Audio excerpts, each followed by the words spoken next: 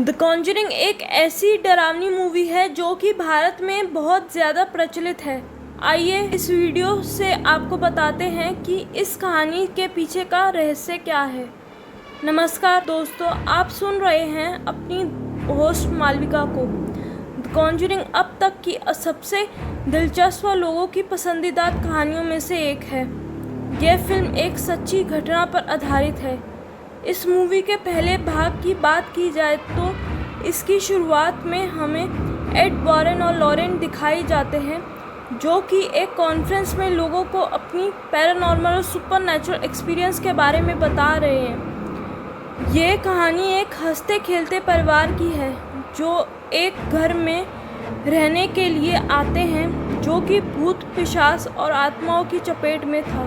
इस फिल्म की कहानी इंग्लैंड के लंदन में 1977 में हुए एक बेहद खतरनाक भूतिया घटना पर आधारित है, जिसमें कि एक परिवार लॉर्ड आइलैंड पर बने एक फार्म हाउस में रहने आए थे।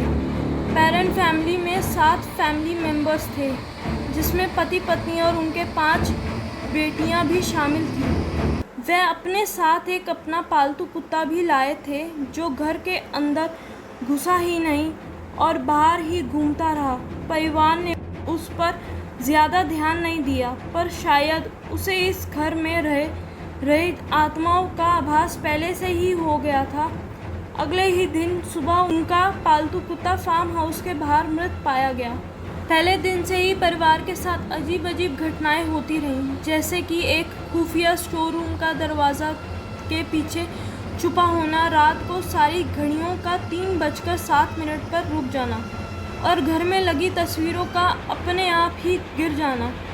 सुबह उठने पर शरीर पे चोटों के निशान खुद ही बन जाना। परिवार ने जब सब चीज़ों पर ध्यान देना शुरू किया तो असली वजह समझ आने लगी। जान को खतरा ना हो इसलिए पैरानॉर्मल रिसर्चर्स यानी एड वॉरेन एंड लॉरेन को बुलाया गया।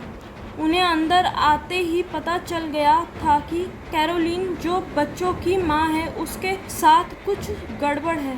इस घर में आत्माओं का बसेरा तो था ही, पर सबसे खतरनाक आत्मा थी बासेबा की, जो कैरोलीन के सपने में आकर उन्हें यहाँ से जाने को कहती थी। पर जब परिवार ने उनकी नहीं सुनी तो उस आत्मा ने कैरोलीन को पोसेस कर दिया था।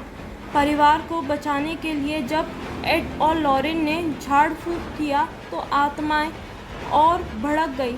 इसी दौरान बासेबा यानी कि भूतनी लॉरेन की एक लॉकेट के द्वारा उनके घर पहुंच जाती है और उनकी बेटी को परेशान करती है, लेकिन बिल्कुल ठीक वक्त पर एड और लॉरेन पहुंच जाते हैं और अपनी बेटी को बचा लेते हैं।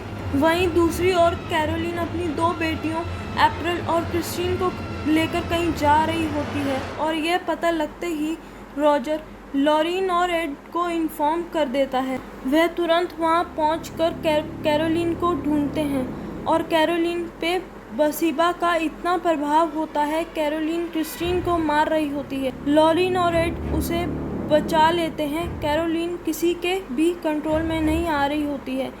इसी की ये हालत देख एड वहाँ एक्सॉर्सिज्म करने का फैसला लेता है और जैसे ही एड शुरू करता है, बासेबा की आत्मा कैरोलीन को बहुत नुकसान पहुँचाती है और इसी दौरान सब पर हमला करती है। कैरोलीन भागकर अपनी दूसरी बेटी अप्रैल को मारने के लिए ढूंढती है और लॉरेन और एड एक्सॉर्सिज्म के द्वारा कैरोलीन को आत्मा के प्रकोप से बाहर निकालने की कोशिश करते हैं।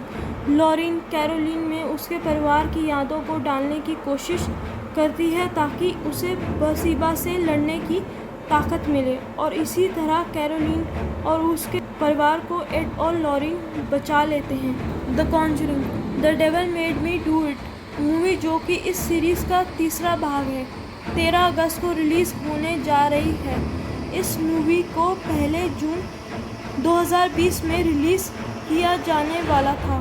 कोरोना के चलते इसकी डेट बढ़ती रही।